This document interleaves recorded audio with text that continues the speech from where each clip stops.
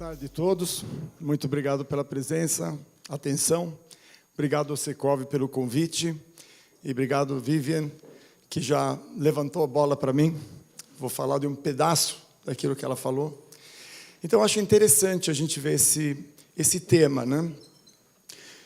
Nós humanos, como é que vamos nos posicionar diante da chegada da inteligência artificial? E antes de mais nada, eu queria fazer uma constatação.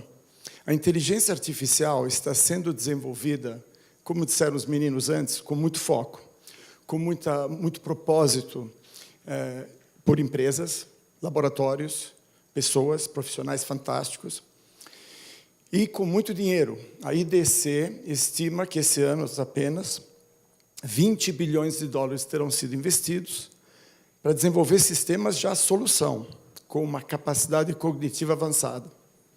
Isso é 60% a mais do que o ano passado.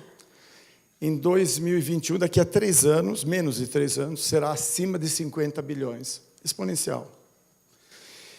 E nós humanos, como é que... Eu me pergunto, o que nós estamos fazendo para melhorar a nossa capacitação, como disse Vivian, não só cognitiva, mas também emocional. Afinal, o que nós trazemos para a sociedade, nesse caso, falando, por exemplo, do ambiente de trabalho, para o processo produtivo, é algo que é a nossa capacidade cognitiva e nossa inteligência emocional. E nós não andamos tão bem. Eu queria falar de uma coisa que foi mencionada também por outros aqui pela Vivian, que é a atenção. Os cientistas hoje sabem que nós temos um circuito mental chamado de narrativa. Os americanos chamam de Default Mode Network. É default. Quando a gente não está pensando em algo muito importante, nós vamos para lá.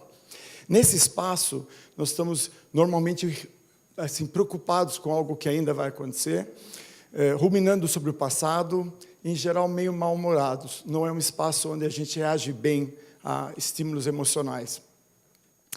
A gente sabe disso quando sai de casa e vai para o escritório. Chega lá no escritório, como é que eu cheguei aqui? Estamos num default. Mas o que os cientistas não sabiam é quanto tempo a gente passa fazendo isso. É uma ótima pergunta. Aí um cara chamado Killingworth, um cientista, fez uma coisa legal. Pegou 15 mil profissionais de 86 profissões em 80 países e botou um app para aquelas pessoas que estão participando da pesquisa, que cutucava as pessoas em momentos diferentes do dia e perguntava: o que você está fazendo, no que você está pensando e o que você está sentindo. E os resultados são incríveis, né? Deixa eu ver se eu acerto aqui o botãozinho. Em 47% das vezes que as pessoas foram cutucadas, elas reportaram que não estavam pensando naquilo que estavam fazendo. Aliás, a única atividade que estava lá em cima, acima de 90% de atenção plena, digamos assim, é sexo. Aparentemente, quando a gente está fazendo aquilo, a gente também está pensando naquilo. Mas, possivelmente, a gente esteja pensando naquilo no resto do dia também. 70% das pessoas reportaram que regularmente não conseguem seguir uma reunião sequer. Então, é essa mente divagando que nos leva a não participar plenamente do que está acontecendo. E mais, apenas 2% das pessoas disseram que fazem algo, um treinamento, uma técnica, uma prática, para melhorar essa situação. Vejam o potencial enorme que temos para melhorar, né, essa nossa situação. Tanto no aspecto cognitivo e de atenção, como naquelas outras capacitações que a Vivian mencionou, que o Dan Goleman, acho que popularizou. A primeira, o autoconhecimento. E é interessante como os cientistas veem hoje autoconhecimento, porque das emoções, dos estados internos, da intuição, e vamos falar um pouquinho sobre a intuição daqui a mais um minuto. Depois, o grau seguinte, como a Vivian também mostrou, literalmente eu administrar melhor, já que me conheço melhor, administrar melhor desses estados. Depois, a empatia ou capacidade de interagir com o outro. Depois, trabalho em grupo. E, finalmente, uma liderança, digamos assim, inspirada e inspiradora.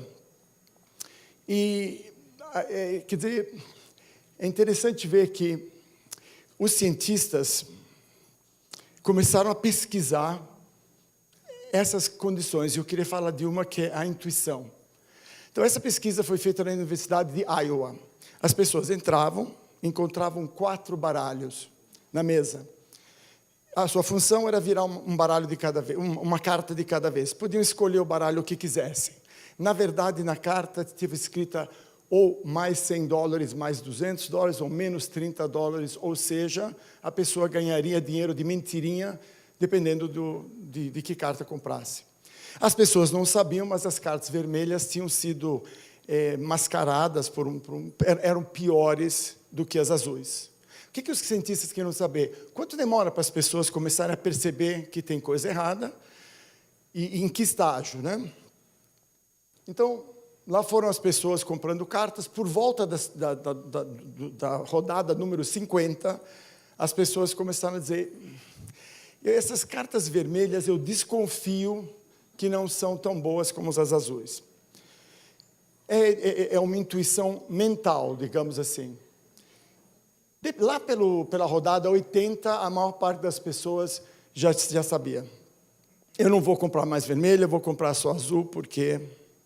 Mas o que é mais interessante? Os cientistas colocaram sensores na palma da mão, como veremos mais tarde, que detectam microsuor, estresse. Então, lá por volta da 10ª rodada, cada vez que as pessoas iam comprar as cartas vermelhas, começavam a suar. Inconscientemente, eles já estavam desconfiando. Vou chamar essa desconfiança de intuição. Veja o poder disso, né? A gente se pergunta, como assim? É que nós temos uma parte antiga, reptiliana do cérebro, muito ligada ao corpo. É lá que a gente processa as emoções mais fortes, de defesa e de ataque, oportunidades. Então, esta parte já sabia. Já o nosso córtex pré-frontal, onde a gente raciocina, que tem todos os nossos raciocínios, é mais lenta. Ela demora um pouco. Ela demora um montão de rodadas a mais. Mas o que foi mais interessante? As duas áreas também se conversam. A partir da 10ª rodada, as pessoas estavam comprando menos as vermelhas, sem saber. Então, como é que seria estar plugado? Eu tenho um colega, um sócio meu, ele chama George. É um libanês, mora nos Estados Unidos.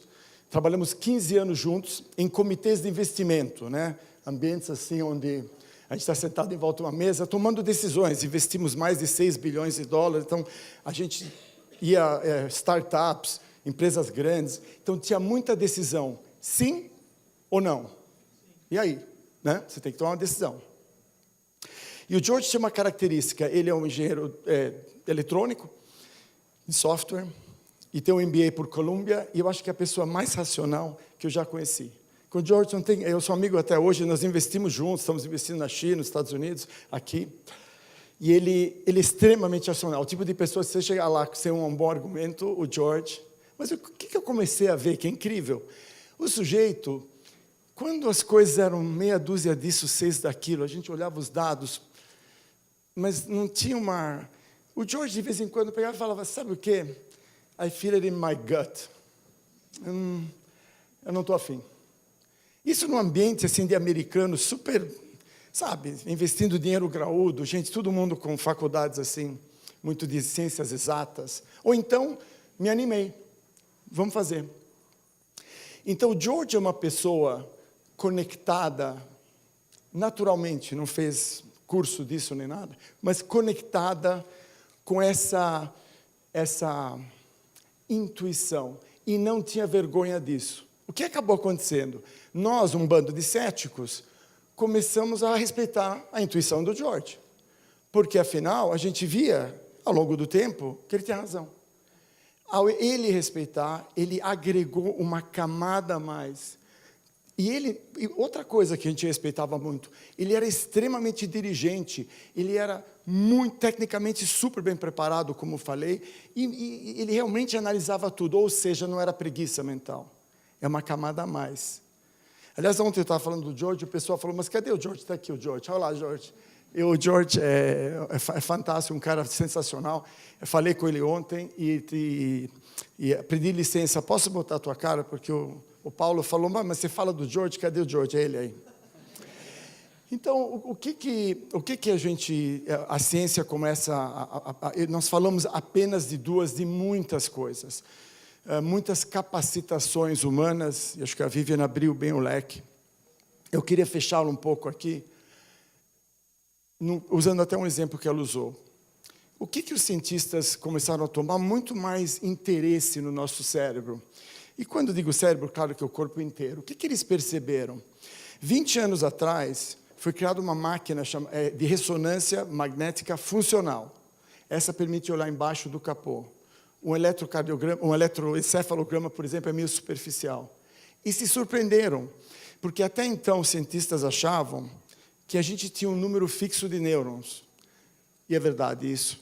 Mas o que eles não imaginavam, ou quase isso, a capacidade do cérebro de se mudar conforme o uso. Se eu uso qualquer coisa nova que eu faça, o cérebro começa a mudar certas ligações. Se eu faço repetidamente, ele começa a mudar estruturas. Então, por exemplo, nesse caso da atenção plena, o que o pessoal percebeu? Que as pessoas que meditam têm que focar na respiração.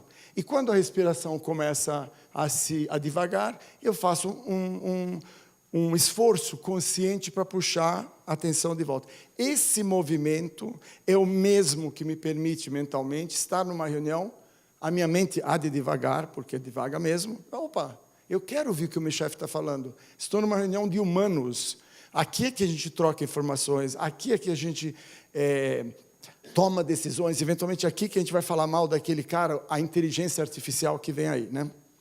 Então, como numa academia de ginástica, hoje temos técnicas práticas, que algumas são milenares, outras não, mas a ciência começa a dar base para isso.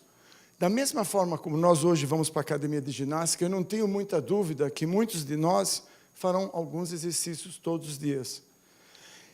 Porque isso nos permite melhorar a nossa qualidade de trabalho, a nossa felicidade, como foi dito, a nossa capacidade de interagir com humanos. Então, da mesma forma como o George é um cara que está conectado com a sua intuição. Incrível, fantástico. Ele nunca treinou isso, ele é bom mesmo nisso, além de ser muito inteligente, racionalmente. Mas a gente pode começar a parecer mais com o George. Tem treinamentos nos quais a gente faz um scan de corpo e vai criando um mecanismo igual no cérebro que permite esse caminho. E com muito mais facilidade fala, não sei, tem alguma coisa errada aqui. Eu vou precisar de mais tempo para tomar a decisão, não estou gostando, etc. Esse cliente está me parecendo, está começando a fugir e por assim adiante. Então, veja aqui o Steve Jobs, como eu, só temos duas coisas em comum, que eu fui para Stanford também, e eu também gosto de meditar. O resto, esse homem numa vida fez coisas incríveis, né? Mas a vida inteira meditou, e como ele, tantas pessoas e empresas começam hoje a ter programas de treinamento dos seus recursos humanos. Inclusive gente que desenvolve a inteligência artificial como a Google. Eu mesmo estou acabando um treinamento para ser instrutor de um programa da Google, que nasceu na Google, chamado Search Inside Yourself. Alguns talvez tenham ouvido. Busque dentro de você mesmo. Então, são técnicas de meditação, de atenção plena, além de técnicas de inteligência emocional, muito vivencial, mas dão técnicas que a gente pode usar no dia a dia, algo muito prático. A SAP viu o que a Google fez, começou a botar gente sua para ser treinada. Hoje tem 5.000 pessoas que já foram treinadas na SAP, com mais 5.000 na fila de espera. E assim vai. Só para concluir, a Goldman Sachs, que é um banco de investimentos desses tradicionais, a diretora de RH disse exatamente aquela frase, eu li no outro dia. Nós estamos imaginando que logo mais nossos funcionários farão isso todos os dias, ou quase todo dia, como vão para uma esteira, como vão numa bicicleta. Então, temos a minha mensagem, eu acho que a Vivian criou um lindo palco para eu dizer uma coisa um pouco mais limitada, mas a minha mensagem para vocês é: tem técnicas práticas e absolutamente concretas, digamos assim, muito comprovados pela ciência, o que é um conforto para muita gente. Tem gente que quer ouvir o que a nossa ciência está dizendo. Eu, por exemplo, também há 20 anos faço constelação, e é uma análises sistêmicas muito úteis. Eu não faço investimento sem usar, porque é uma outra forma de captar um pouco esse lado intuitivo e essa intuição mesmo, que às vezes mentalmente você não tem ainda a solução. Então, nesse encontro da inteligência artificial e a nossa natural, acho que o que nós podemos ser é ser mais humanos e ser humanos melhores. E temos hoje muita técnica e muito recurso para melhorar a nossa presença, nossa eficiência e a nossa felicidade, que afinal é o objetivo de todos, como muito bem disse a Vivian. Então, muito obrigado. E aqueles de vocês que não, porventura, ainda não estejam fazendo nada, fica o convite. Por que não, né? Vamos lá, vamos começar. Gente, muito obrigado.